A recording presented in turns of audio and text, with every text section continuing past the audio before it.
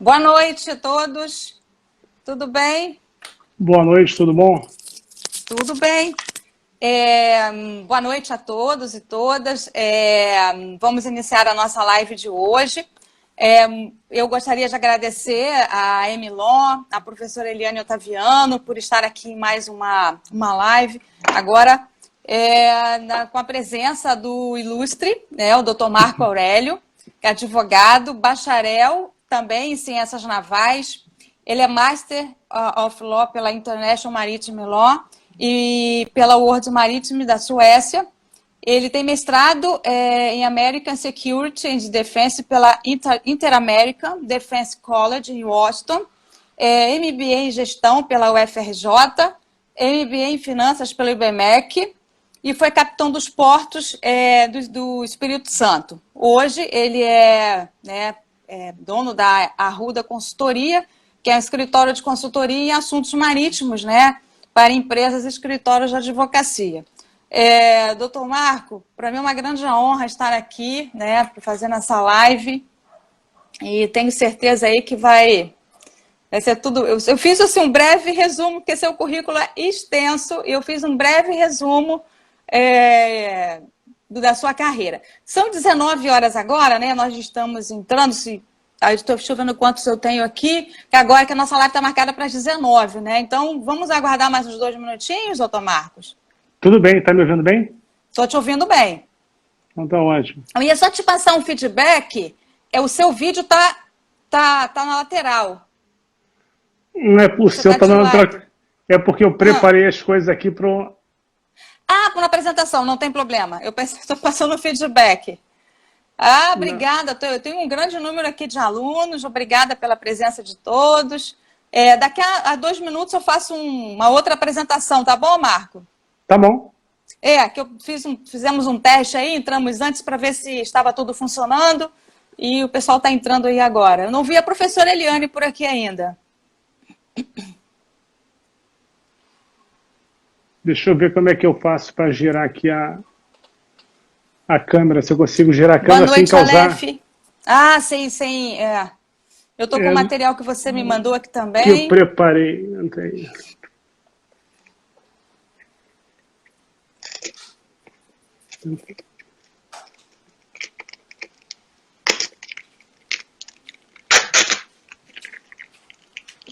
Agora está enquadrado. Agora não tá sei melhor? Se o meu enquadramento também está bom. Acho que o meu está normal, né? Aparece na minha tela normal. Eu acho que está assim. Deixa eu ver. Melhorou assim? Melhorou, tá bom. E eu adorei seu mapa, hein? Eu sou fã em mapas. Adoro mapas, Eu gosto de mapa. Adoro. Desde criança. Eu sabia que eu ia virar internacionalista. Aqui, o pessoal está passando feedback aqui.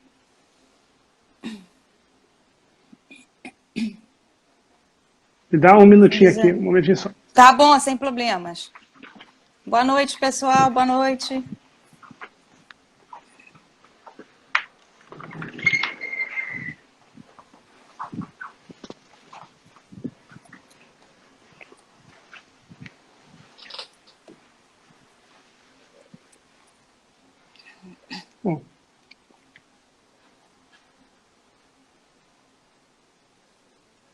Obrigada, Kelly. Estou aqui com o professor. Eu te chamo de professor, né? Doutor Marco, a hora que acabar a quarentena... Marcos Aurélio está ótimo. Marco Aurélio está bom, né? Então, vamos nos tratar dessa forma. Marcos e Alexandra, na próxima, acabando essa quarentena, vou te chamar para uma palestra na universidade, na Cândido Mendes. Vamos fazer aí, com certeza. Deixa eu ver aqui, são 19h03. Você quer começar agora? Podemos começar. Bom, você que sabe. Eliane deve estar daqui a pouco, né? Então, deixa eu fazer agora a apresentação novamente, né, para quem chegou depois. A nossa live de hoje, pela Emilon Academy, é com o Dr. Marco Aurélio Arruda, que é advogado, né, também bacharel em Ciências Navais. Ele é mestre em Direito pela International Maritime Law, da Universidade na Suécia. Ele também é mestre, né, pela Inter-American Security and Defense, pela Inter-American Defense College em Washington, MBA em Gestão pela UFRJ, MBA em Finanças pelo IBMEC, e foi capitão dos portos no Espírito Santo, e hoje ele faz parte, proprietário da Arruda, né, Consult, que é escritório de consultoria em assuntos marítimos para empresas, que é um escritório de advocacia. Vamos dar aqui a boa noite à professora Eliane, mais uma vez agradecer a oportunidade de estar aqui com uma ilustre, né, um ilustre comandante, né, aqui para passar toda a experiência. E ele vai falar hoje, né, nós vamos bater um papo sobre o princípio da boa-fé nos contratos marítimos. Estou às suas ordens. Tá bom. Boa noite, pessoal. É uma enorme satisfação estar hoje aqui com vocês, conversando sobre um assunto do qual eu gosto bastante, que é o comércio marítimo internacional. Antes de iniciar o nosso bate-papo, eu queria agradecer à Maritime Law Academy a oportunidade de participar dessa live aqui, com a doutora Alexandra, que está me ajudando bastante. Eu tenho falta de intimidade com o Instagram, ela está me ajudando já há alguns dias. Eu não posso também deixar de agradecer aos diversos profissionais que vêm realizando lives aí durante esses dias. Eu tenho procurado assistir a maioria das lives e pode ter certeza que tem contribuído bastante com o meu engrandecimento acadêmico e profissional. Gostaria também de agradecer, fazer um agradecimento especial à nossa querida professora Eliane Ottaviano. Eu tive a grata satisfação de conhecê-la há alguns anos atrás. Sempre fui um admirador do seu profundo conhecimento do direito marítimo e a generosidade que ela tem em compartilhar esse conhecimento dela. Não poderia deixar também de dizer que ela serve de inspiração a vários advogados. Então, muito obrigado aí, professora Eliane. Bom, o tema de hoje é uma pergunta, né? Como a boa-fé, ou se a boa-fé deve afetar os contratos de transporte marítimo, ou se o contrato de transporte marítimo se subordina à boa-fé. Esse tema se baseia num artigo que eu estou escrevendo aqui, porque a questão do transporte marítimo, ou do comércio marítimo, envolve diversos países. E não existe uma harmonização legal internacional perfeita. O princípio da boa-fé, que é base em diversos códigos dos diversos países, e como princípio serve para a interpretação dos diversos dispositivos legais, tem uma definição, do meu ponto de vista e de alguns autores que eu vou citar aqui durante o nosso bate-papo, vaga e flexível. E o grau de interferência desses princípios nas leis vai variar conforme a cultura e a jurisprudência dos diversos países. Eu vou pedir paciência e cooperação ao pessoal, porque essa pergunta eu só devo responder no final. A paciência, porque antes de responder, eu pretendo conversar aí com todo mundo sobre o direito internacional, o direito comercial internacional, se existe ou não uma legislação internacional, e eu espero que o pessoal participe disso daí, sobre o princípio da boa-fé em diversos sistemas, tanto de civil law quanto de common law, e algumas convenções internacionais que tratam da boa-fé, como os princípios da UNIDROIT e da Convenção de Viana, e tentar, chegando próximo ao final, juntar o princípio e ver como é que ele interfere no comércio marítimo internacional. Excelente, excelente, doutor Marco. Porque hoje nós temos um fenômeno, principalmente no direito internacional privado, que até várias tentativas, e há tempos a própria doutrina de direito internacional privado fala da possibilidade de uma unificação no direito internacional privado, mas dado que cada país tem a sua legislação interna, e no momento em que os países eles assinam tratados internacionais e se comprometem, tem um processo de internalização, que é a ratificação, e essa ratificação, muitas vezes, ela vai esbarrar normas internas do direito de cada país. No Brasil, mesmo, a própria lei de introdução às normas do direito fala no artigo 17, né, sobre a questão da ordem pública, os costumes, enfim, e não pode bater de frente com com a legislação interna. Então, isso é uma das grandes questões também que eu considero, né, a possibilidade de uma unificação nessas questões, dessas regras de direito internacional, nessa parte no âmbito comercial. É excelente o comentário da senhora doutora, e eu vou pedir a paciência e cooperação, né, do pessoal. Paciência sobre o tempo que deve demorar tratando desses assuntos aí, e cooperação, porque eu pretendo apresentar alguns casos aqui, reais, e espero que o pessoal coopere também com outros casos aí, com a experiência de cada um, para enriquecer o nosso bate-papo. Não, vai ser excelente. Eu acho que trazer os casos concretos na sua vivência, né, nessa parte de marítimo, vai ser sensacional. Há pouco, né, conversávamos agora à tarde, eu e o doutor Marco, lembrando, né, que os princípios, eles são fontes, né, no Brasil, eles são sistemas de integração, com a previsão no artigo 4º da LINDB, além de, né, ser pela Corte Internacional de Justiça, os princípios também como fontes, como uma das fontes do direito internacional público. E o mais interessante é que a Corte Internacional de Justiça, ela diz que o princípio, ele é uma fonte. E a doutrina brasileira, ela não é muito assertiva nesse tocante, mas a doutrina internacional, ela diz que os princípios, eles são fontes primárias, segundo a Corte Internacional, ou seja, segundo a Corte Internacional de Justiça, os princípios, eles são fontes primárias do direito internacional público. É isso aí, doutora, a senhora completamente certa.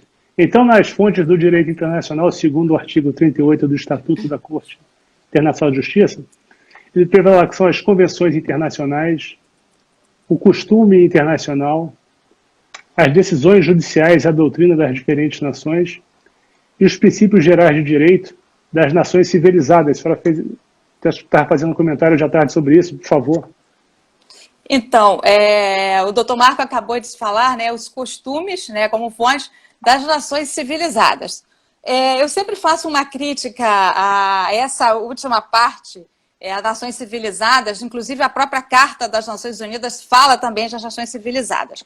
Porque a gente tem que relembrar a história, né? No momento que as Nações Unidas foi criada, a Carta de São Francisco, né, e também a Corte Internacional de Justiça, nós estávamos no processo de colonialidade de 1/3 do planeta. Nós tínhamos ali 1/3 do planeta em colonização, que hoje nós não utilizamos nas relações internacionais a palavra colonização, utilizamos a palavra colonialidade e decolonialidade. Então, por isso que essas nações que eram colônias, elas eram consideradas não civilizadas. Eu até faço algumas críticas a essa questão, que eu entendo que isso deveria já ter sido alterado do Estatuto da Corte e da própria Carta de São Francisco. Espero que em uma dessas Assembleias das Nações Unidas eles tenham, né, a sensibilidade de fazer essa alteração, porque não existe mais no mundo nações não civilizadas, né?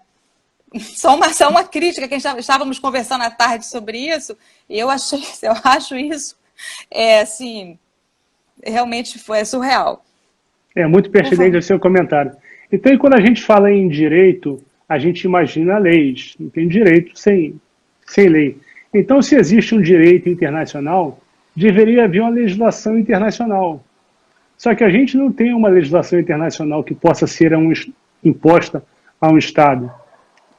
Como a senhora falou, para que as leis internacionais tenham um efeito doméstico, é necessário que a norma ou a lei seja internalizada.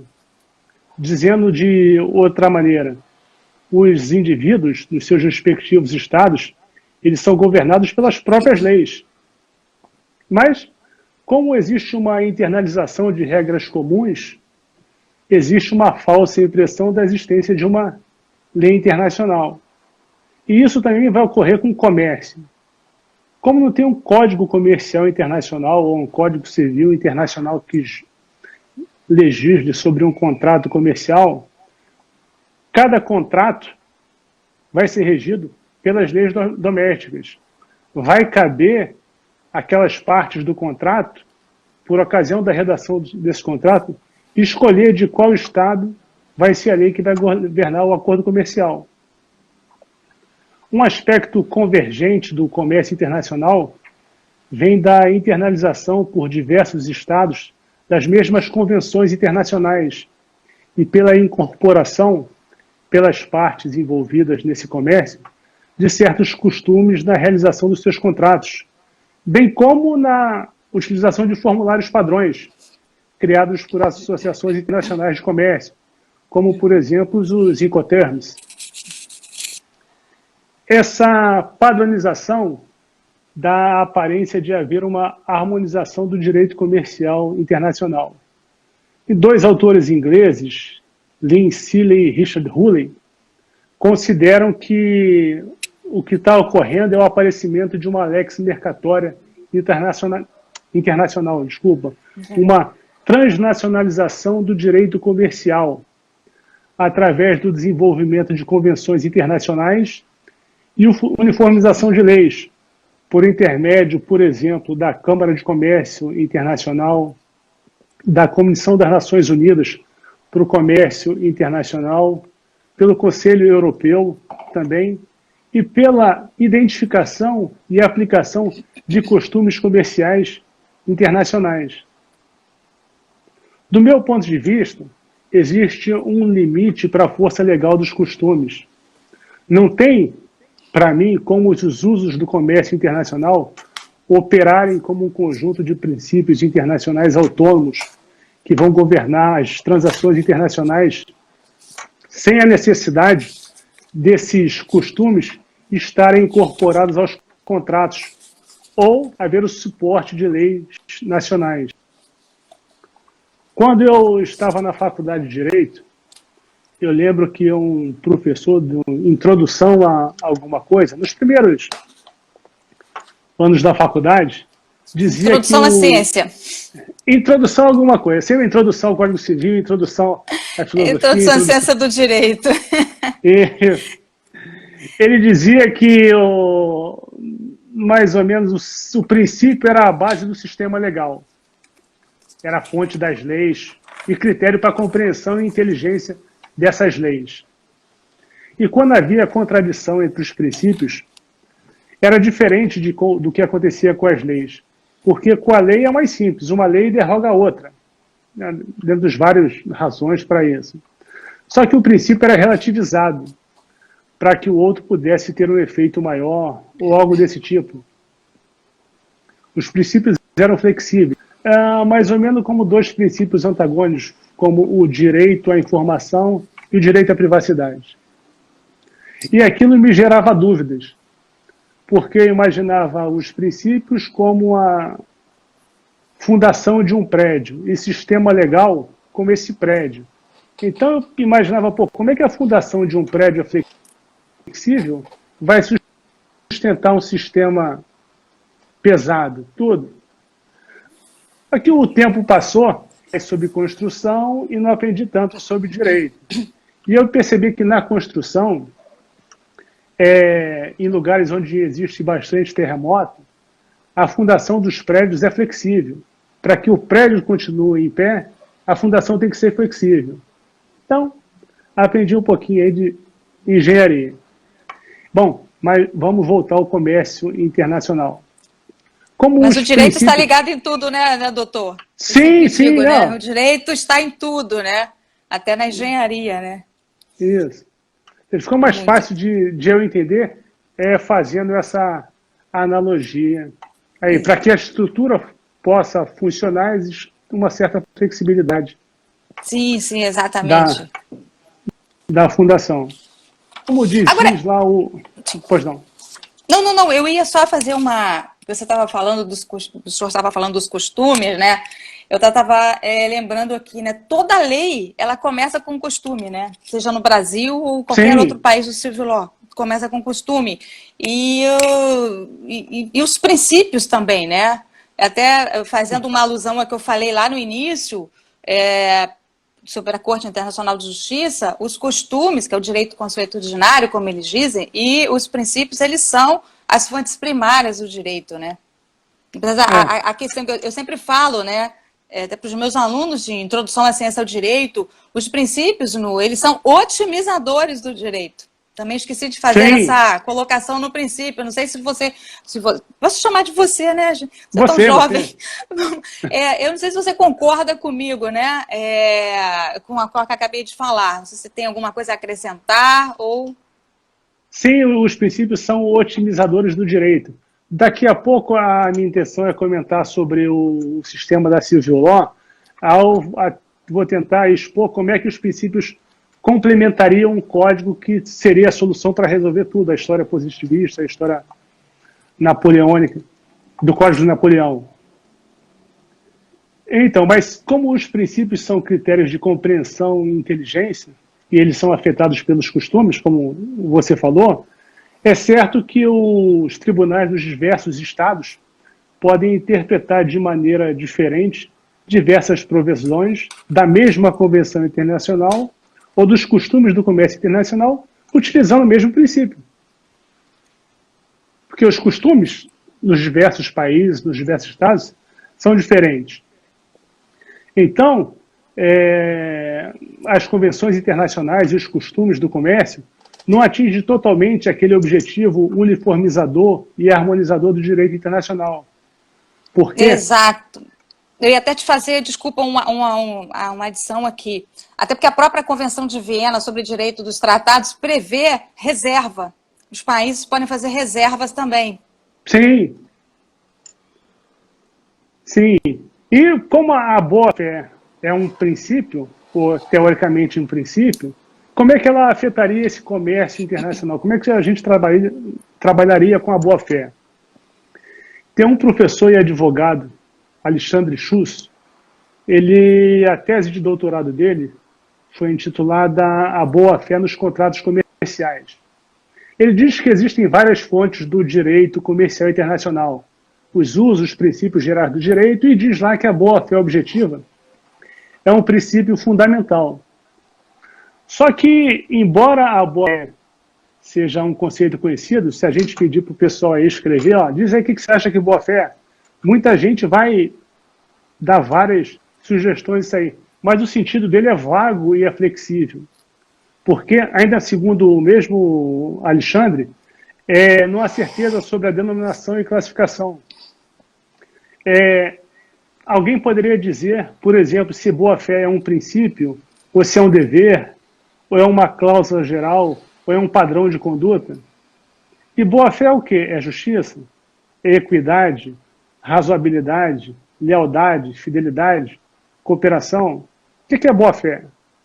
A gente não sabe. É vago, né? É vago. Até porque o próprio Código Civil ele só menciona o princípio da boa-fé, probidade, mas ele não explica o que é a boa-fé. Mas não explica o que é boa-fé. Vai deixar para a doutrina. É igual aquela questão, né, do caso fortuito força maior, que também fica a par da doutrina. Dependendo do doutrinador, caso fortuito é uma coisa e força maior é outra, e depois inverte. Eu falo que tudo é a mesma coisa. Isso. Voltando lá à faculdade de Direito, no princípio de alguma coisa, eu tenho boa memória para certas coisas. Uma aula sobre justiça, essas coisas, o pessoal, justiça é dar a cada um o que é seu. Eu falei, poxa, o cara conseguiu definir o que é justiça. Dar a cada um o que é seu Só que não deu 30 segundos, ele falou, mas o difícil é definir o que pertence a cada um. Eu falei, pô... E justiça e direito... Né? São duas coisas distintas. Distintas, né? Eu falo sempre o seguinte, que a justiça ela está acima de todas as demais ciências, da filosofia, da sociologia e até mesmo do direito. Aí eu venho, às vezes, com uma brincadeira. A justiça é o juiz que vai dizer. Em algumas situações, é o juiz que vai dizer o que é justo e o que não é justo. Né? Então, eu sempre falo isso também, né? Não sei se você vai concordar comigo. Não, concordo sim. Então, vamos tentar agora a gente ver como é que é a boa-fé dos sistemas da Civil Law e da Common Law em algumas convenções internacionais. Como você havia comentado há pouco, o sistema da Civil Law é tipo codificação. Tem que ter um código. E, de um modo fictício, o código seria a única fonte do direito. Tudo que seria necessário vai estar ali. Só que, como o mundo real é diferente do que se a gente bota no papel, as variedades de situações são muito maiores, é necessário a existência dos princípios gerais ou desenvolvimento de doutrinas para a gente ter soluções para os casos que não estão nos códigos. Ou aqueles casos em que, se obedecer à letra da lei, eu vou ter um resultado absurdo, um resultado teratológico, que não era o interesse do legislador. Só que, também do meu ponto de vista, soluções baseadas em um princípio vago e flexível, como a boa-fé, podem gerar também incerteza jurídica, por meio de uma interferência indevida nos contratos. A minha intenção nos sistemas de civil law é comentar sobre os códigos alemão, brasileiro e francês. Francês, porque foi o primeiro código civil pronto, digamos, a ser feito, assim. O alemão, porque, de certa forma, ele é base para o brasileiro, e o brasileiro, porque é nosso, todo mundo vai ter condições de cooperar mais aí e participar. Uma coisa interessante, nesses 3 códigos, nenhum deles define o que é boa-fé. Nenhum dos 3 códigos. Bom, vamos ao código francês. Napoleão, general e imperador francês, é famoso pelas frases que ele falou, ou aquelas que são atribuídas a ele. Na internet tem várias dessas frases aí. Uma que eu gosto é que Napoleão chegou a dizer que não ia ser lembrado pelas batalhas ou pelas conquistas que ele teve, porque ele acabou perdendo tudo lá em Waterloo, perdeu a Batalha de Waterloo. Mas ele ia ser lembrado pelo Código Civil francês. Eu tinha até te falado em uma brincadeira do Waterloo, que quando o Eurostar, ele há muitos anos atrás, ele chegava em Waterloo, né? Os franceses já chegavam. É uma brincadeira, uma piada, só porque os franceses não gostavam, né? Eles lembravam da batalha que o Napoleão, né? Enfim. Bom, aí esse código francês, o de Napoleão, ficou pronto em 1804, início do século XIX, época do positivismo. Então, esperava-se que aquele código francês conseguisse resolver todas as situações possíveis. O juiz, a partir desse código, deixa de ser o criador do direito, ele vai ser só o intérprete da vontade do legislador. Ele vai utilizar analogias e a interpretação literal dos códigos. Nesse código de 1804, havia alguns artigos que estabeleciam que as partes eram livres para contratar, para determinar o conteúdo dos contratos, desde que fosse dentro do limite da lei, e que esses contratos deviam ser negociados, formados de acordo com a boa-fé, e que a boa-fé era questão de ordem pública. Embora, pelo Código, estivesse previsto o controle jurisdicional do contrato, pela boa-fé, muito pouco foi realizado, ou seja, houve pouca interferência naquela época, em nome da autonomia das vontades. Só que, já que o Código previa tudo, ou seja, não havia necessidade do juiz criar nada. É importante que esse Código francês não tratava da boa-fé na fase da tratativa, ou seja, na fase pré-negocial. Essa situação foi alterada por uma reforma ocorrida entre 2010 e 2016. Essa reforma foi uma tentativa de atualizar o Código Civil e torná-lo mais atraente ao comércio internacional. Nessa reforma, fica claro que são princípios do Código francês: a força vinculante do contrato, a liberdade contratual e a boa-fé, aproximando esse contrato dos princípios da Unidroit. Só que essa reforma também, na minha opinião, dá um tiro no pé, quando ela diz que o contrato não é uma troca de valores entre as partes. A razão do contrato é a união do interesse dos indivíduos. Ou seja, isso é mais importante do que a razão comercial do contrato. Ela permite também a interferência do juiz em casos de contratos entre empresários e consumidor, de modo a excluir qualquer termo que seja considerado oneroso demais para uma das partes.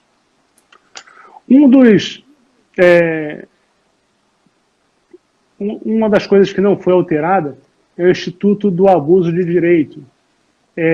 Considera-se objetivamente abuso do direito, segundo a doutrina francesa, se uma das partes exercer um direito contratual de maneira não razoável.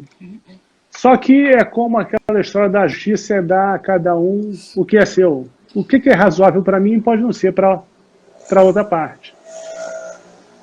Então, o Código Brasileiro, a primeira menção à boa-fé em códigos brasileiros foi no Código Comercial de 1850, que ele previa a interpretação dos contratos segundo a boa-fé se houvesse alguma dúvida.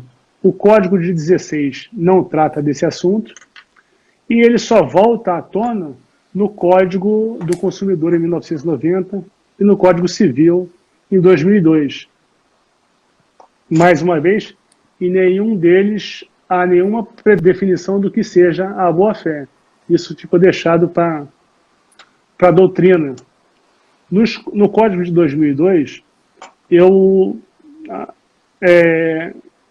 chamo a atenção de 3 artigos que tratam da boa-fé ou do abuso do direito. O artigo 113, o 187 e o 422.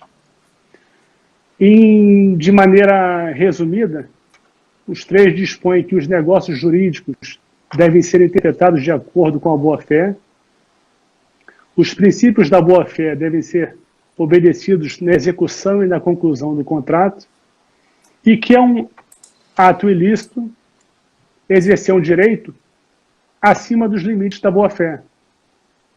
Não existe a previsão no Código que a boa-fé deve ser exercida nas fases de tratativas do contrato. Isso que eu ia fazer esse adendo aqui, é o que a doutrina faz severas críticas, né?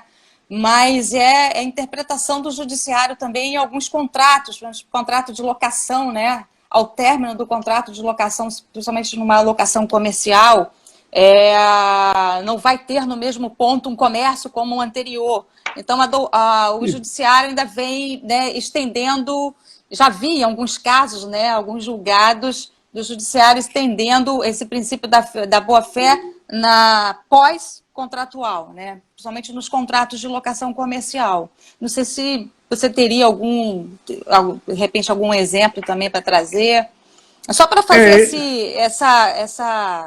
esse aditivo na sua fala.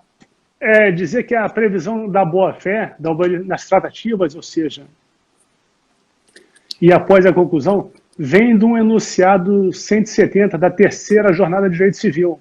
Ela vai ampliar o entendimento do 422. E uma das críticas que eu faço, e alguns autores fazem também, é que existe uma certa banalização da utilização do princípio da boa-fé na motivação das decisões judiciais, quando poderiam ser utilizados outros motivos. E isso, do meu ponto de vista, gera uma incerteza jurídica, porque tudo passa a ser ofensa ao princípio da boa-fé. Eu andei pesquisando ontem algumas decisões judiciais que utilizaram a boa-fé para motivá-las, referentes a enriquecimento sem causa, vício redibitório, descumprimento contratual, ou seja, são situações que poderiam ser justificadas ou motivadas utilizando a lei sem precisar utilizar um princípio da boa-fé. Sem abrir, digamos, né, como falamos no início, né, um sistema de integração, né, do artigo 4º da LINDB. Isso. E o Código Alemão é um código de 1900, tem suas críticas porque ele é um código positivista já no final da fase do positivismo, e o princípio da boa-fé é previsto tanto na interpretação dos contratos quanto na execução da prestação. E no direito alemão, como no direito brasileiro, o princípio da boa-fé tem 3 funções: interpretar o contrato, suplementar o contrato, criando cláusulas de direitos e deveres entre as partes, e mitigar ou derrogar situações de abuso de direito que sejam ditos não razoáveis. O princípio da boa-fé foi muito utilizado no período entre guerras na Alemanha, principalmente no ajuste dos contratos frente à inflação galopante naquela época que estava ocorrendo na Alemanha. Na União Europeia, o bloco como um todo, a Comissão Europeia criou em 2005 um grupo para definir um texto que criaria um plano de ação para uma lei de contratos europeia. Na minuta desse plano de ação, na minuta dessa lei, existe a definição da boa-fé. Diz o que boa-fé é. Boa-fé é um padrão de conduta caracterizado pela honestidade e consideração aos interesses da outra parte. Boa-fé envolveria, ainda segundo essa minuta, um dever de negociar, a interpretação dos termos de um contrato, a obrigação de se agir de acordo com as cláusulas do contrato, mas essa minuta também dá o direito aos juízes alterarem ou extinguirem contratos que se mostrem onerosos em consequência de uma alteração excepcional da situação que esteja ocorrendo, ou seja, que se torne mais onerosa para alguma das partes. Sim. Bem interessante a sua colocação. Agora, doutor Marco, você teria algum conhecimento, por exemplo, dos princípios do Instituto Internacional para a Unificação do Direito Privado? Alguma no tocante à questão da boa-fé?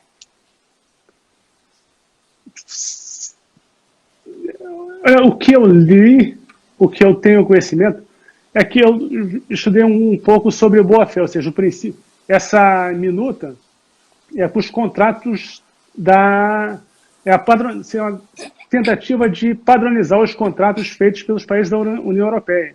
Ou seja, o princípio da boa-fé, essa minuta serviria para todos os contratos internacionais. Perfeito. Eu fiquei com essa dúvida. Tá. E, antes de tratar da parte da Common Law, vamos ver que dizem as convenções, os princípios da UNIDROIT e a Convenção de Viena sobre o princípio da boa-fé. O artigo 1º do Estatuto do Instituto Internacional para a Unificação do Direito Privado diz que a finalidade da UNIDROIT é harmonizar e coordenar o direito privado entre os Estados, preparando regras uniformes a serem adotadas. Um desses princípios é o princípio da boa-fé. Há vários artigos que tratam diretamente ou indiretamente do princípio da boa-fé, como ela deve nortear o comportamento das partes, o dever de agir, mas nenhum diz o que é boa-fé.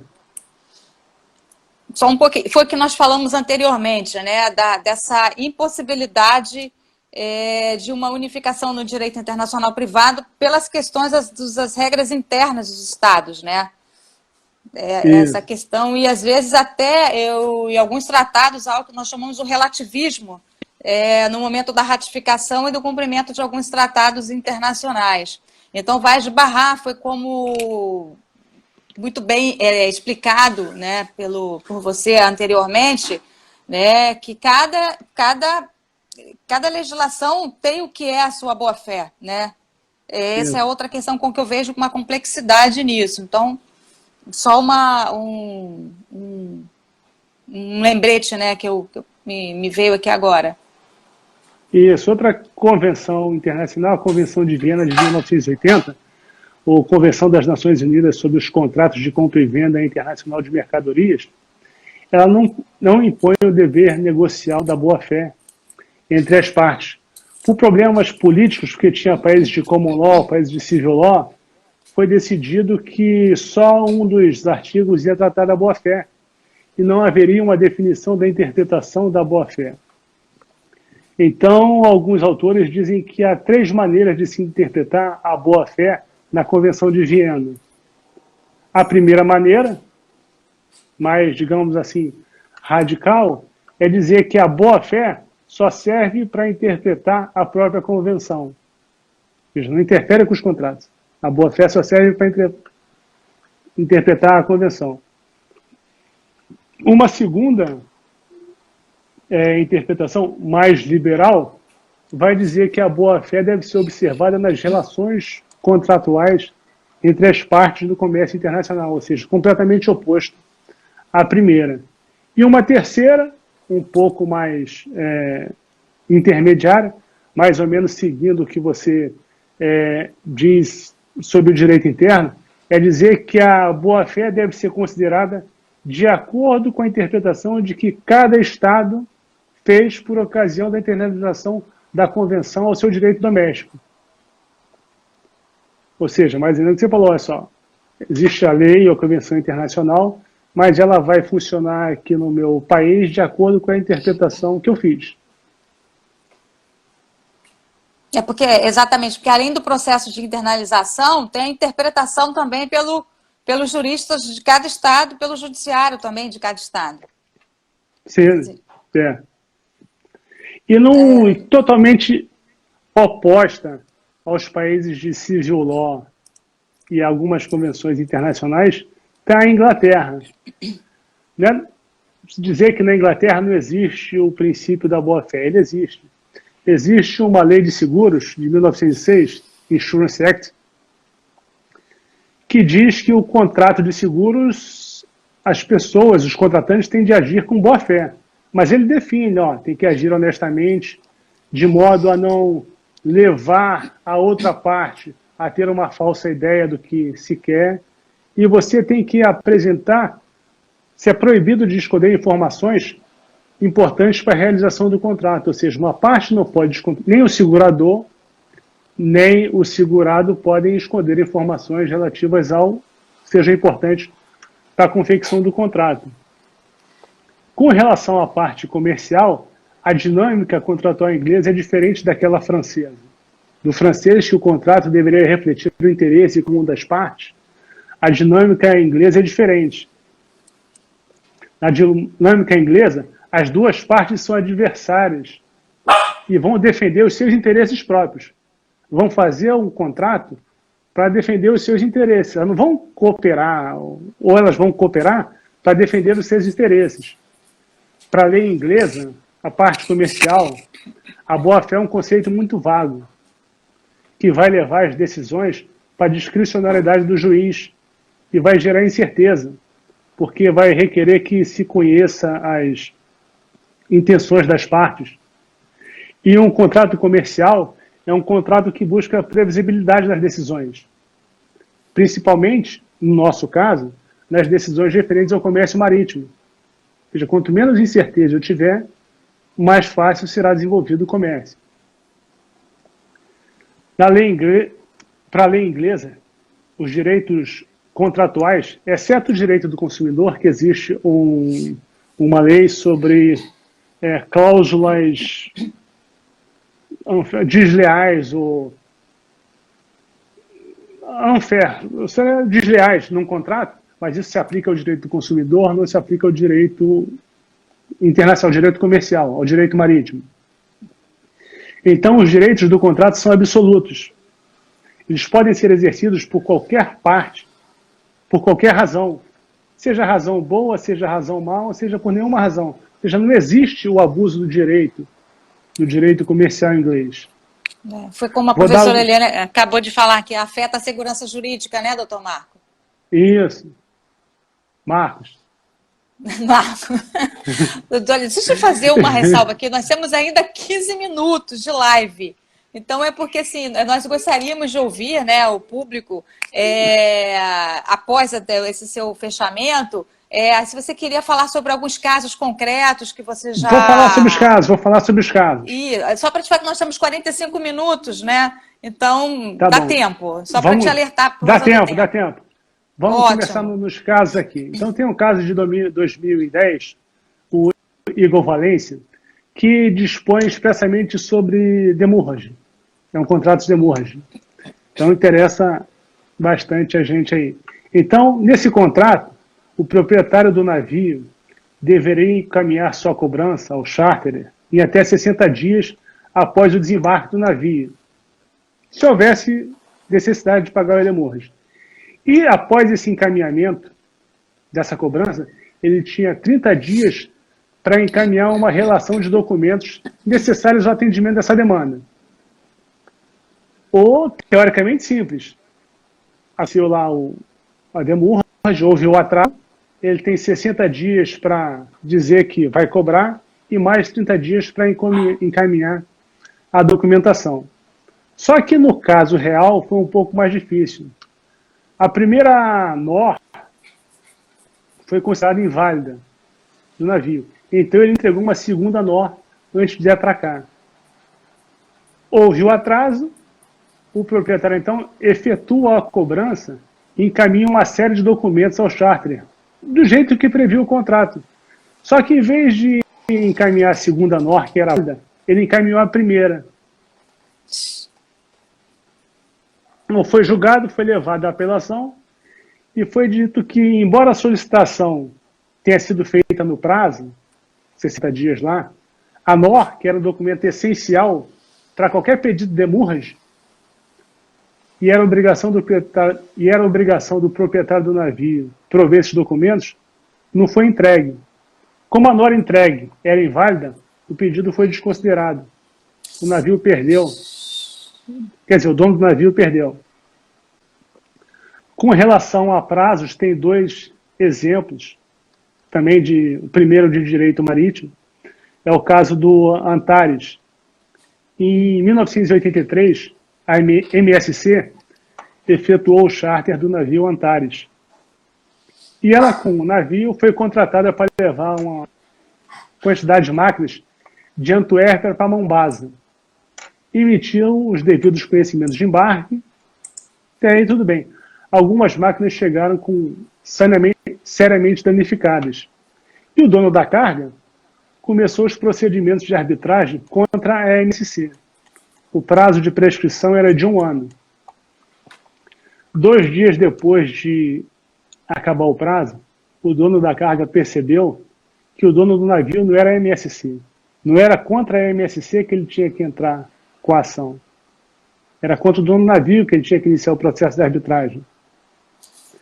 Eles entram com o processo contra o dono do navio, mas os tribunais vão e decidem que já ocorreu a prescrição.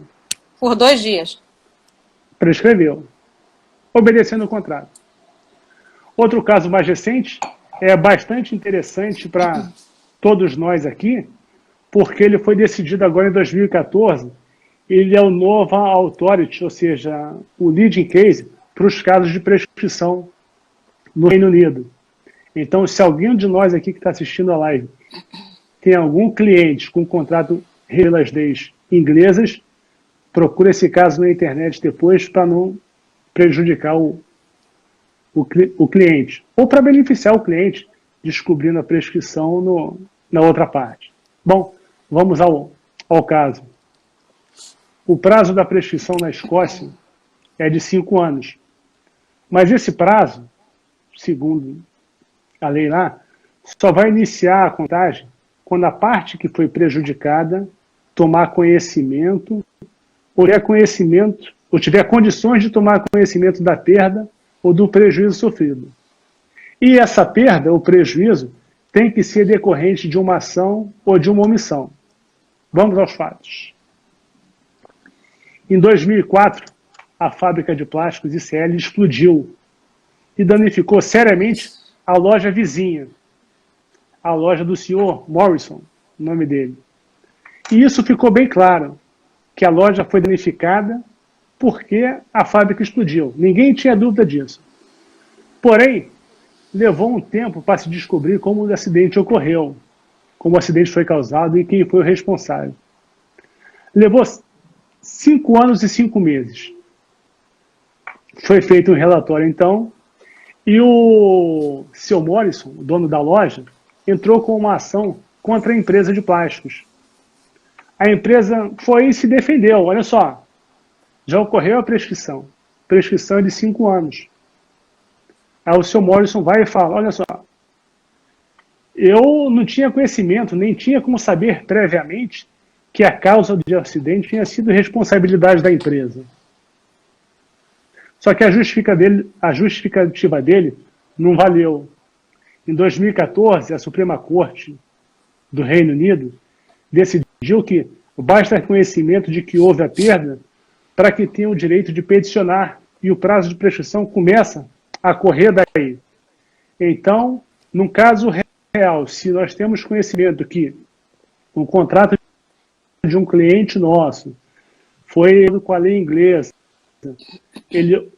houve juízo para ele, a gente não consegue dimensionar esse prejuízo, a gente tem a obrigação de entrar com a ação entre os 5 anos, antes de saber efetivamente qual foi o prejuízo. Se a gente for esperar o relatório, e esse relatório demorar mais de 5 anos com dimensionamento do prejuízo para a gente entrar com a ação, vai estar prescrito esse nosso pedido. Lastimável, né, doutor?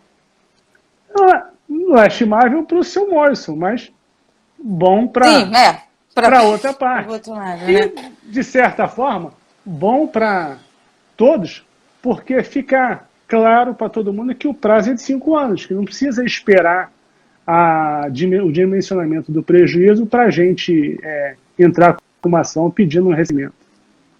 Sim, para identificar quem deu causa, né, ao dano, isso, né? Ao dano, isso. Um outro caso, que também é a authority, ou seja, é o leading case, sobre cláusulas de exceção ou limitação de responsabilidade. Um caso que foi julgado pela Suprema Corte do Reino Unido em 1980 é o Photo Productions versus Securicor Transport. O autor, Photo Productions, contratou a empresa, Securicor, para fazer a segurança das suas instalações durante a noite. No contrato, tinha uma cláusula de limitação de responsabilidade em caso de fogo e explosão, de 25 mil libras. Hoje, 172 mil reais. Eu tive a curiosidade de fazer os cálculos. Aí, numa noite fria, é até engraçado se não fosse trágico. Um dos guardas que estava lá para fazer a segurança das instalações acende uma fogueira e, inadvertidamente, taca fogo na fábrica. A fábrica pega fogo. E o prejuízo é de 615 mil libras, 4,25 milhões de reais. O autor, a fábrica, entra na justiça pedindo reembolso integral do prejuízo. Ela alega que, se o contrato era para a empresa guardar as minhas instalações, a empresa destrói minhas instalações, ela não tem direito, a usufruir de uma cláusula de limitação de responsabilidade. O que, de certa forma, faz sentido. Só que a Suprema Corte dos Estados Unidos decidiu diferente, do Reino Unido decidiu diferente. Ela falou que as partes eram livres para distribuir os riscos no contrato, do jeito que eles quiserem. Então, quando fizeram um contrato lá e disseram que em caso de fogo e explosão havia aquela limitação, aquilo valeria para todas as situações. A Suprema Corte vai e diz, olha só, não cabe ao tribunal respeitar, quer dizer, cabe ao tribunal respeitar as decisões contratuais.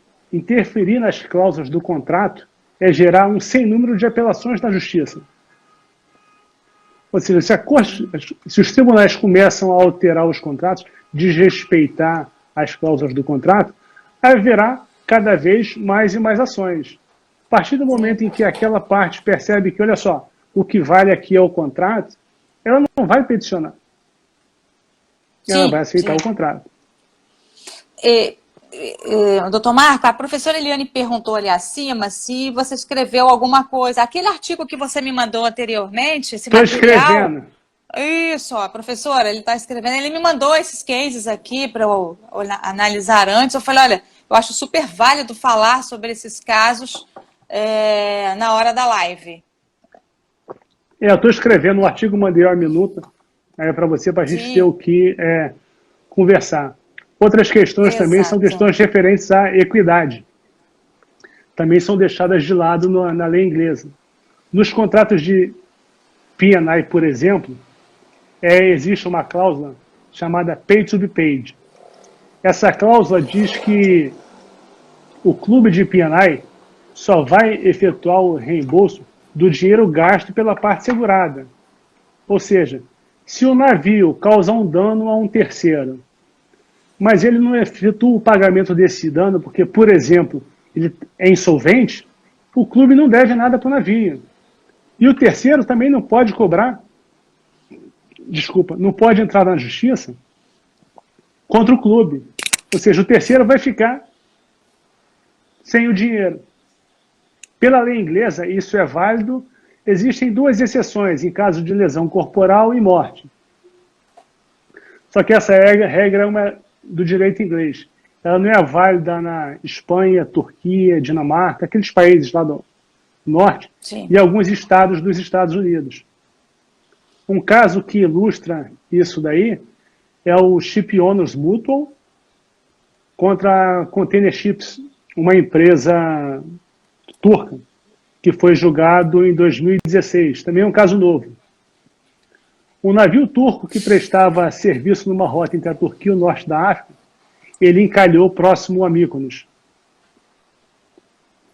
na Grécia. Tentaram o salvamento do navio, mas foi declarada perda total da embarcação. Tinha uma carga de 207 contêineres a bordo, e o dono da carga notificou tanto o charterer quanto o dono do navio.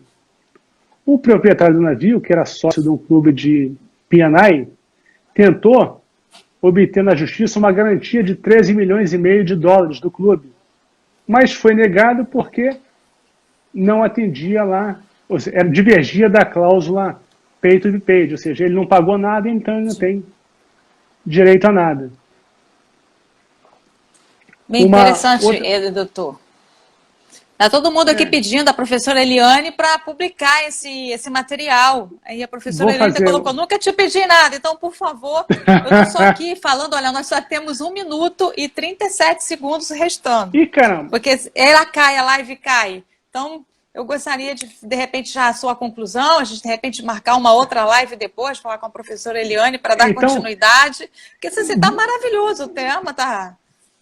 Então, vamos à conclusão. Então, na minha opinião, o contrato marítimo, o contrato de transporte marítimo, ou qualquer contrato internacional, não deveria se subordinar a um princípio como o da boa-fé, devido a ele ser muito vago, ser amplo e existir várias interpretações diferentes dependendo do país. Exatamente, doutor Marco, também concordo contigo, depois de toda a sua explanação brilhante, acho que todos aqui chegaram à mesma conclusão, né? Tá, já tá gente pedindo aqui, volta, doutor Marcos. Não, nós vamos fazer outra live, eu te entrevistando. Outro dia eu falei com você mais cedo, quem vai falar hoje é você, eu vou só fazer algumas ponderações e ouvir, porque eu estou aqui para aprender, aprimorar meus conhecimentos com uma pessoa tão brilhante. Tá? Então, assim, eu gostaria de agradecer muito ao doutor Marco, ao seu empenho aqui. Nós temos só 20 segundos restantes, deixo para você. Bom, muito obrigado pela oportunidade. Gostei bastante de ter participado aqui. Muito obrigado à professora Eliane e à doutora Alexandra. Doutora, não, Alexandra.